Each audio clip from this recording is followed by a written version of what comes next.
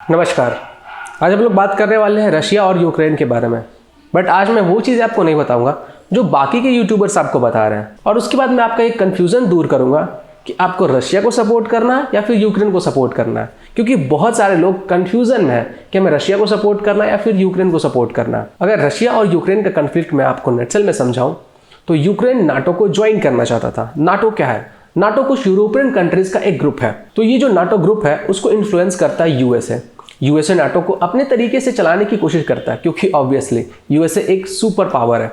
तो यूएसए चाहता है कि वो रशिया को किसी भी तरीके से चारों तरफ से घेर ले और रशिया कभी फ्यूचर में जाके यूएसए को रिप्लेस करके सुपर पावर न बन जाए। अब अगर यूक्रेन नाटो में शामिल हो जाता है तो रशिया अगर यूक्रेन के ऊपर कभी भी फ्यूचर में हमला करती है तो नाटो के अंदर जितने भी कंट्रीज हैं वो सभी मिलकर रशिया से लड़ाई करेंगे, यूक्रेन का सपोर्ट करके। और इसीलिए रशिया ये नहीं चाहता था कि जो यूक्रेन है वो नाटो को ज्वाइन करे, क्योंकि रशिया के आसपास के जितने भी कंट्रीज हैं वो सभी ऑलरेडी नाटो को ज्वाइन कर चुके हैं। और जो पूरा का पूरा मामला है यहीं से शुरू होता है। रशिया चाहता है कि जो यूक्रेन है वो नाटो को ज्वाइन ना करे, लेकिन यूक्रेन चाहता है कि वो नाटो को ज्वाइन करे, क्योंकि यूक्रेन यूएसए के इन्फ्लुएंस में है और यूएसए यूक्रेन को किसी भी तरह से यूज करके रशिया को चारों तरफ से घेरना चाहता है। अब रशिया के यही बात नहीं मानने के कारण रशिया ने यूक्रेन के ऊपर इन्वेड कर दिया।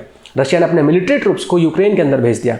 अब यूक्रेन के अंदर दो पार्ट बन जाते हैं, एक वेस्ट यूक्रेन और एक ईस्ट यूक्रेन। तो जो ईस्ट यूक्रेन के लोग हैं वो प्रो रशिया है, और जो वेस्ट यूक्रेन के लोग हैं वो चाहते हैं कि वो लोग वेस्ट को फॉलो करें, यूएसए को फॉलो करें, यूरोप को फॉलो करें। तो ये था रशिया और यूक्रेन का पूरा मामला, जो कि मैंने आपको नटशल में समझाया, शॉर्ट में समझाया। अब चलिए मैं आपको कुछ ऐसे फैक्ट्स बताऊंगा जो शायद आप लोग नहीं जानते होंगे।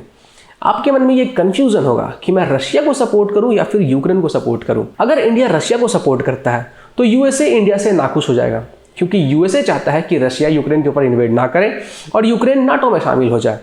तो अगर इंडिया रशिया को सपोर्ट करता है तो यूएसए उससे नाखुश हो जाएगा, और अगर इंडिया यूएसए को सपोर्ट करते हुए यूक्रेन को सपोर्ट करता है और रशिया के खिलाफ बोलता है तो हमारे भारत और रशिया के बीच में जो बहुत पुरानी मित्रता है, आज भी हमारे कंट्री के करीब 70% जो वेपन्स आते हैं, जो भी आर्मर्स आते हैं, जो हमारे कॉम्बैट हेलीकॉप्टर्स हो गए, एयरफोर्स के जेट प्लेन्स हो गए, वो सभी करीब 70% रशिया से आते हैं। तो उसकी जो स्पेयर पार्ट्स वगैरह हो गए उसके लिए हम लोग रशिया पे डिपेंड करते हैं। तो हम लोग रशिया को नाखुश नहीं कर सकते हैं। ये तो सिर्फ एक पॉइंट हो गया, इससे बड़े बड़े पॉइंट्स और भी हैं। आपको याद होगा कि इंडिया और चाइना के बीच में हमेशा कंफ्लिक्ट होता है बॉर्डर को लेके, कभी लद्दाख में तो कभी अरुणाचल प्रदेश में। तो इन सब के ऊपर जो रशिया होता है वो कभी भी कोई क्लियरेंस नहीं देता है। रशिया कभी ये नहीं कहती है कि चीन गलत कर रहा है या फिर इंडिया गलत कर रहा है, वो इंडिया का पार्ट है या फिर चाइना का पार्ट है। रशिया का स्टैंड जो होता है वो एकदम क्लियर होता है, वो एकदम न्यूट्रल खड़ा होता है। तो रशिया चाइना को सपोर्ट ना करके इनडायरेक्ट वे में इंडिया को सपोर्ट कर रहा है। तो इंडिया और चाइना के कन्फ्लिक्ट में रशिया हमेशा इंडिया के साथ होता है, और जब इंडिया और पाकिस्तान के बीच में कभी भी कुछ होता है तो वहां पे भी रशिया हमेशा इंडिया के साथ खड़ा होता है। बहुत सारे ऐसे वॉर हुए जो इंडिया पाकिस्तान के बीच में हुए, वहां पे रशिया ने इंडिया की हेल्प की है, आर्मरी प्रोवाइड की है, आर्टिलरीज प्रोवाइड किए हैं। और अगर बात करें 1971 वॉर की, तो 1971 में जो इंडिया पाकिस्तान के बीच में वॉर हुआ था, तो उस टाइम पे पाकिस्तान जब कमजोर पड़ने लगा था तो यूएसए पाकिस्तान को सपोर्ट करने के लिए उसने अपना वॉरशिप भेज दिया था ताकि पाकिस्तान जीत जाए और इंडिया हार जाए। लेकिन उस समय पर रूस ने हमारी मदद की थी। रशिया ने अपना वॉरशिप यूएसए के वॉरशिप के सामने लाकर खड़ा कर दिया कि अगर तुम यहाँ से आगे निकलते हो तो तुम्हें हमारे ऊपर से गुजरना होगा। रशिया ने अपने आप को इंडिया के आगे खड़ा किया, रशिया ने हमें प्रोटेक्ट किया और यूएसए को साइड रखा। तो इतना ज़्यादा हेल्प रशिया हमारे कंट्री को करता है। कभी भी वॉर हो, आर्टिलरीज की बात कर लो, आर्मर की बात कर लो, किसी भी चीज़ की बात कर लो, रशिया ने हमेशा इंडिया का सपोर्ट किया। तो इसीलिए इंडिया कभी भी रशिया को नाखुश नहीं कर सकता उसके अगेंस्ट जाके। और अगर बात की जाए यूक्रेन की, तो जब हमारे अंदर न्यूक्लियर टेस्ट हो रहे थे, जब अटल बिहारी वाजपेयी जी न्यूक्लियर टेस्ट करवा रहे थे, तो उस टाइम पे यूक्रेन इस चीज़ को कंडेम कर रहा था। यूक्रेन नहीं चाहता था कि हम लोग एक न्यूक्लियर पावर बने, वो हमेशा इस चीज़ को कंडेम करता है। और अगर हमारे भारत के अंदर न्यूक्लियर टेस्ट ना होते, हम लोग एक न्यूक्लियर पावर ना होते, तो शायद आज हमारा वही हाल होता जो यूक्रेन का भी हो रहा है। तो इसके लिए अटल बिहारी वाजपेयी जी के लिए एक सैल्यूट तो जरूर बनता। अब इसके बाद जो मैं नेक्स्ट पॉइंट बोलने वाला हूँ वो बहुत ही ज्यादा इंपॉर्टेंट पॉइंट है। यूक्रेन पाकिस्तान को मिलिट्री इक्विपमेंट्स बेच रहा था, और पहले नहीं, ये पहले की बात मैं नहीं बता रहा हूँ, अभी रिसेंट की ही बात मैं बता रहा हूँ। बहुत सारे मिलिट्री इक्विपमेंट्स यूक्रेन पाकिस्तान को बेच रहा था, और इंडिया ने यूक्रेन को मना भी किया था कि पाकिस्तान एक टेररिस्ट कंट्री है, वो टेररिस्ट को बढ़ावा देता है और वो हमारे अंदर आतंकवादियों को घुसाता है और वहाँ पे आतंक मचाता है। तो प्लीज यूक्रेन अपने जो जितने भी हथियार वगैरह है वो पाकिस्तान को ना दे। लेकिन यूक्रेन नहीं माना, वो लगातार पाकिस्तान को हथियार सप्लाई करता रहा। यूनाइटेड नेशंस के अंदर जब कश्मीर का मुद्दा चल रहा था तो यूक्रेन ये चाहता था कि जो यूएसए है और जो बाकी के कंट्रीज हैं वो कश्मीर के कन्फ्लिक्ट में इंटरफेयर करें। मतलब इंडिया के अंदर जो आंतरिक मामले हैं उसमें इंटरफेयर करने के लिए यूक्रेन यस वोट कर रहा था। मतलब यूक्रेन ये चाहता था कि जो कश्मीर है वो पाकिस्तान के पास चला जाए। लेकिन एक चीज़ मैं यहाँ पे आपको बताना चाहूँगा कि वायलेंस कभी भी सही नहीं होता है, चाहे वो किसी के भी साथ हो। अगर आप किसी के ऊपर हो रहे वायलेंस को सपोर्ट कर रहे हो, तो अगर अगले दिन आपके ऊपर वायलेंस होता है तो आपको भी लोग सपोर्ट करने नहीं आएंगे। इस चीज़ को भी ध्यान में रखते हुए आप लोग अपना ओपिनियन कमेंट करके ज़रूर बताइएगा। बहुत लोगों को लगता है कि जो वॉर है वो अभी शुरू नहीं हुआ है। जी नहीं, वॉर शुरू हो चुका है। ज़रूरी नहीं है कि जो मिलिट्री वाले आपस में फाइट करते हैं तभी वॉर कहा जाता है। वॉर एक्चुअली में शुरू हो चुका है। Trade war, sanctions war, cyber war, ये जो वर्ल्ड वॉर 3 होगा उसमें सिर्फ और सिर्फ मिलिट्री वॉर नहीं होगा। ट्रेड वॉर, सैंक्शंस वॉर, जो साइबर वॉर है वो होगा, डेटा वॉर होगा। तो ये सब ऑलरेडी शुरू हो चुके हैं और इसका जो इम्पैक्ट है वो पूरे दुनिया के ऊपर देखने को मिलेगा।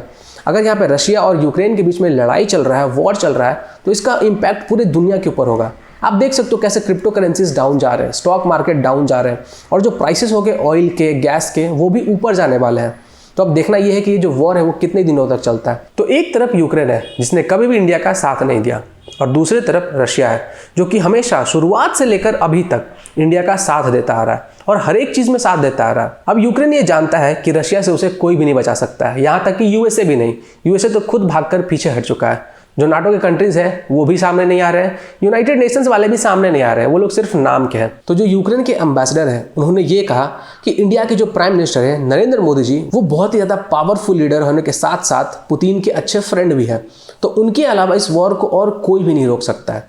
और उन्होंने ये भी कहा कि जब यूरोप के देशों में सभ्यता स्टार्ट नहीं हुई थी उस टाइम पे इंडिया के अंदर चाणक्य जैसे लोग मौजूद थे जो कि लोगों को पढ़ाया करते थे, जियोपॉलिटिक्स पढ़ाया करते थे, अर्थशास्त्र पढ़ाया करते थे। तो इसलिए वो इंडिया की बटरिंग कर रहे हैं, मक्खन लगा रहे हैं ताकि किसी भी तरीके से मोदी जी पुतिन को कॉल करके ये वॉर रुकवा दें। लेकिन मोदी जी इतने भी दिल के खराब नहीं है। उनको ये मालूम है कि रशिया के वॉर करने से यूक्रेन के अंदर बहुत सारे लोग मर रहे हैं। तो मोदी जी ने सच में पुतिन को कॉल किया और करीब 20 से 25 मिनट तक उन लोगों की बात हुई और मोदी जी ने पुतिन से यह आग्रह किया है कि आप ये जो वायलेंस हो रहा है उसको रोक दे। अब इसके बाद एक और चीज़ मैं यहाँ पे ऐड करना चाहूँगा। यूक्रेन के जो प्रेसिडेंट हैं उन्होंने ये लॉ पास कर दिया है कि अभी कोई भी 18 से 60 वर्ष के बीच के जितने भी लोग हैं वो यूक्रेन से बाहर नहीं जा सकता है और उन सभी को जाकर रशियन जो आर्मी वाले हैं उनसे लड़ना है।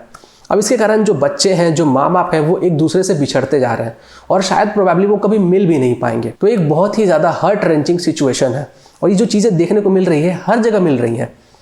बहुत सारे ऐसे माँ बाप हैं जो अपने बच्चों को अलविदा कह रहे हैं, शायद हमेशा के लिए। अब यहाँ पर मुझे सबसे खराब बात ये लग रहा है कि वहाँ के जो प्रेसिडेंट है वो खुद सामने नहीं आ रहे हैं और वहाँ के जो मासूम लोग हैं उनको लड़ने के लिए भेज रहे हैं। इससे बेकार चीज़ और क्या हो सकती है। जबकि यूक्रेन के प्रेसिडेंट को यह पहले से मालूम था कि अगर उन लोगों ने रशिया का बात नहीं माना तो रशिया पक्का इन्वेजन करेगा, लड़ाई होगा और वार होगा और ये सिचुएशन आना तय था। फिर भी उन्होंने रशिया का बात नहीं माना। अब आपके लिए ये क्लियर हो गया होगा कि आपको रशिया का सपोर्ट करना है या फिर यूक्रेन को सपोर्ट करना है। क्या लगता है आपको, ये वॉर रुकना चाहिए या फिर रशिया को यूक्रेन को अपने में मिला लेना चाहिए? कमेंट करके ज़रूर बताइएगा। जय हिंद, नमस्कार।